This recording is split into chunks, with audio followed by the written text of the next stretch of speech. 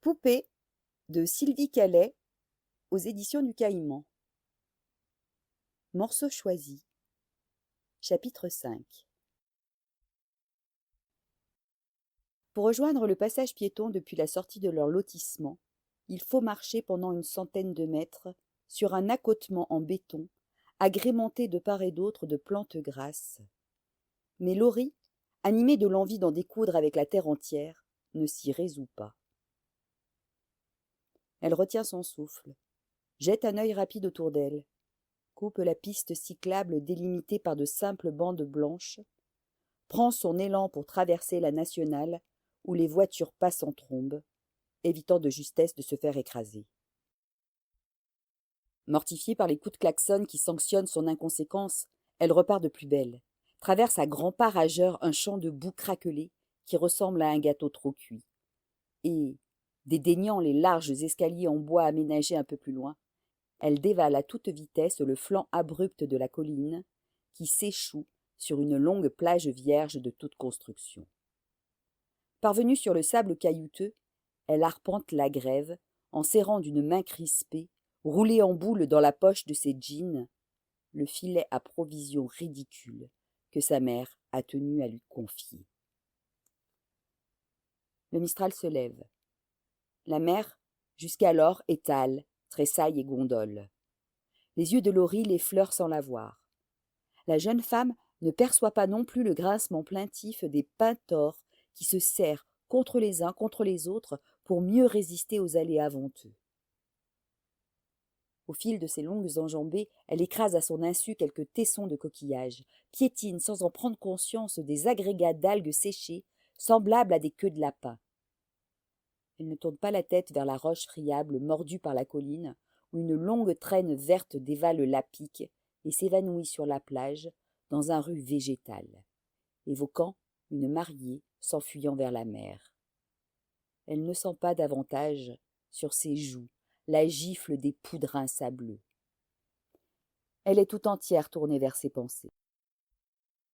Elle ressasse sa récente déconvenue professionnelle dans une société de services informatiques où elle venait enfin d'obtenir un CDI après plusieurs missions intérim. Pour une raison inconnue, sa chef de service l'avait aussitôt prise en grippe, rendant plus oppressante encore l'ambiance délétère de l'open space. Incapable de faire front, Laurie avait démissionné sur un coup de tête. Quelques jours plus tard, ayant fait chou blanc dans les agences d'intérim et ne se résignant pas à réintégrer le domicile familial, elle s'était présentée à Pôle emploi. Elle était dans ses petits souliers. Comme elle le subodorait, elle n'avait droit à rien, et le travail ne courait pas les rues. Ni celle où elle se trouvait, ni celle d'en face, contrairement à ce qu'affirmaient haut et fort certains chefs d'État. Et puis elle était fragile, peu sûre d'elle, lui déclara sa conseillère. Les employeurs potentiels n'ont que faire des gens qui doutent. Au bout de quelques semaines, ses maigres économies ayant fondu, elle n'avait eu d'autre choix pour éviter la rue que de revenir vivre chez ses parents. À présent, sa seule perspective de travail, bien lointaine mais tout de même réconfortante, est d'aller faire les vendanges en septembre chez la bien-aimée Marianne, la sœur de Jean Gérald, Jég pour les intimes, un conscrit de Benoît originaire du Beaujolais. L'unique relation amicale qu'elle ait jamais connue à son père, en fait. Depuis sa majorité, Laurie se rend tous les ans dans cette région viticole où Marianne et son mari, Hans, l'accueillent comme si elle faisait partie de la famille. Elle ne raterait cette parenthèse enchantée pour rien au monde. Laurie sourit, sans même s'en rendre compte, en pensant à Marianne, cette femme intelligente, ultra-énergique, dotée d'un charisme et d'une autorité naturelle. Une vraie chef des armées qui sait motiver, mais aussi consoler ses troupes lorsque c'est nécessaire. Son frère, Jég, le pote de son père, n'est pas de la même trempe que sa sœur. Loin s'en faut. Dans leur jeunesse, Benoît et Jég ont fait leur classe ensemble dans la marine varoise, affublés d'un béret à pompons rouges dont ils n'hésitaient pas à vanter les vertus bénéfiques auprès des jolies filles pour tenter de les emballer. C'est en tout cas ce qu'a raconté Jég à Laurie un soir de vendange, où le vin, généreusement offert par sa sœur Marianne, coulait à flots. La jeune femme accueillit cette révélation avec une moue dubitative. Elle connaissait cette superstition qui voulait que toucher le pompon d'un marin portât chance. Mais elle imaginait mal son père en train de draguer, pompon ou pas. Le Benoît qu'elle connaissait n'était pas du genre à faire le joli cœur auprès de donzelles émoustillées par l'uniforme. Devant son air sceptique, Jeg, déjà bien imbibé, fouilla dans son portefeuille pour lui montrer une photo de mauvaise qualité, au bord dentelé, où posaient 3 jeunes gars, vêtus de maillots rayés bleu et blanc et de vareuses sombres. Laurie n'eut aucun mal à reconnaître son père, qui dépassait les 2 autres d'une bonne tête et souriait d'un air féroce à l'objectif. D'après Jeg, dont l'enthousiasme s'émoussa dès que Laurie souhaita en savoir un peu plus sur lui, le 3e larron, sur la photo, s'appelait de Mirandal, Aymar de Mirandal. Un drôle de patronyme, ça, digne d'un chevalier d'antan. Mais, après l'armée, les relations entre de Mirandal et ses 2 conscrits s'étaient distendues jusqu'à cesser d'exister, si l'on en croyait Jean Gérald. Nos chemins se sont écartés, c'est la vie, conclut d'une voix pâteuse un Jeg étonnamment sentencieux, avant de reprendre avec une grimace d'excuse la photo des mains de Laurie et la remettre tant bien que mal dans son étui d'origine, avec ses gros doigts tremblants. Laurie n'osa pas poser d'autres questions, malgré la légende manuscrite aperçue au verso du cliché. Les inséparables. Elle bute dans une pierre, retient un juron et considère son pied avec rage. Ça fait un mal de chien. La jeune femme secoue la tête, découragée. La période des vendanges est encore bien loin et son échec professionnel continue à la tarauder. Être obligée de revenir vivre chez ses parents à 25 ans passés, alors qu'elle s'était promis de ne quasiment plus foutre les pieds chez eux, quelle régression lamentable.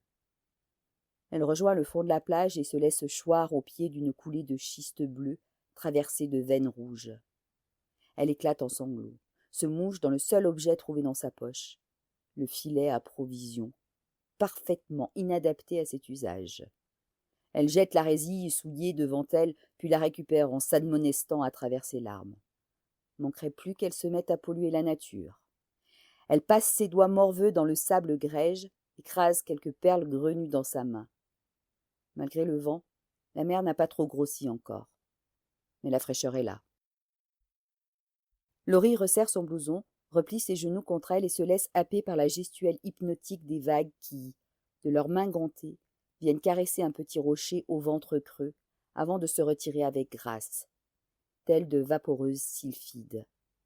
De la cuvette pierreuse s'écoule alors un filet d'eau qui dessine un sillon moiré sur la paroi du roc. Inlassablement, la langue moussue des vagues revient frôler le pavé impavide, le recouvre, se rétracte avec une douceur perfide. De temps à autre, une gerbe d'écume au panache explosif rompt le rythme de leur lèchement. Les larmes de Laurie finissent par sécher. Elle regrette de ne pas avoir emporté au moins un carnet de dessin et quelques pastels gras pour fixer la scène. Au loin, résonne une sirène de pompiers. Laurie frémit. Elle pense à tous les accidents survenus sur la côte au fil des ans, dont elle a été parfois le témoin involontaire. Elle ne comprend pas la fascination morbide de sa mère pour ces drames. Depuis plusieurs années, sourde aux railleries maritales, Ingrid collecte dans un gros album sépia les coupures de journaux relatives aux noyades qui surviennent chaque année dans la région. Une façon comme une autre de tuer le temps? Passant outre le haut-le-cœur qui la submerge à chaque fois qu'elle s'en saisit, Laurie a très récemment feuilleté ce recueil au contenu sordide. Accident de bateau, hydrocution, actes suicidaires. La liste des victimes s'est beaucoup rallongée depuis qu'elle a quitté la maison. Quelques mois auparavant, le corps d'une femme, qu'un correspondant de presse peu délicat qualifie dans son article de « dépressive chronique atteinte de maladies dégénératives », a été repêché non loin de là.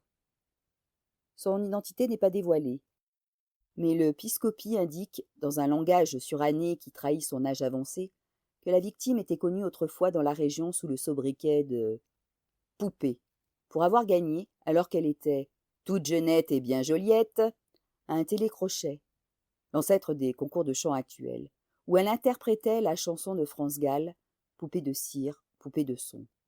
Son unique moment de gloire, a priori, puisqu'elle semble n'avoir plus fait parler d'elle par la suite, jusqu'à sa mort récente du moins. La coupure de journal est chiffonnée, comme si on l'avait roulée en boule puis défroissée pour la glisser dans l'album. Quand Laurie s'en est étonnée auprès d'Ingrid, celle-ci a haussé les épaules. La nuit suivante, Laurie s'est réveillée sur le coup des 3 heures du matin en proie à la panique. Elle se trouvait à la limite de l'asphyxie. Il lui a fallu du temps pour reprendre son souffle et se départir de la sensation d'angoisse qui continuait d'étreindre sa poitrine, comme si quelqu'un avait posé dessus une lourde pierre et appuyé de toutes ses forces. La jeune femme venait de rêver qu'elle se noyait dans un puits sans fond sous les yeux fixes d'un poupon en celluloïd, un de ces baigneurs au rose éteint qu'on trouve dans les brocantes. Petit à petit, les traits de la figurine se métamorphosaient. Son air devenait de plus en plus froid, tandis que Laurie continuait à se débattre, à supplier, à suffoquer tant et plus. En lieu et place de la poupée, les bras croisés sur son torse velu, son père la regardait s'enfoncer dans l'eau sans ciller. Le bruit des sirènes s'estompe, le mistral forci, soulève des paquets de mer et fait ronfler la colline. Laurie se remet en marche. En rejoignant la route, puis en coupant à travers le petit bois planté de vieux chênes, régulièrement labourés par les sangliers, elle arrivera d'ici 20 minutes maximum au village pour quérir les pâtisseries réclamées par sa mère. Des religieuses, elle adore ça. Pas étonnant pour quelqu'un qui vit comme une nonne, persifle Laurie à part elle. Elle n'a pas fait 3 pas que son portable sonne. Maison s'affiche. Ingrid, sans aucun doute, qui l'appelle depuis le fixe. Elle n'a jamais possédé de téléphone mobile, son époux ayant décrété qu'elle n'en avait pas besoin. Sa fille résiste à la tentation de ne pas décrocher. « Laurie !» Sa mère semble avoir le souffle court, comme si elle avait couru. Sa voix résonne étrangement dans le combiné. Le vent ? Laurie sent son corps se tendre. « Oui ? Il faut que tu rentres. » Puis très vite. « Il est arrivé quelque chose à ton père. »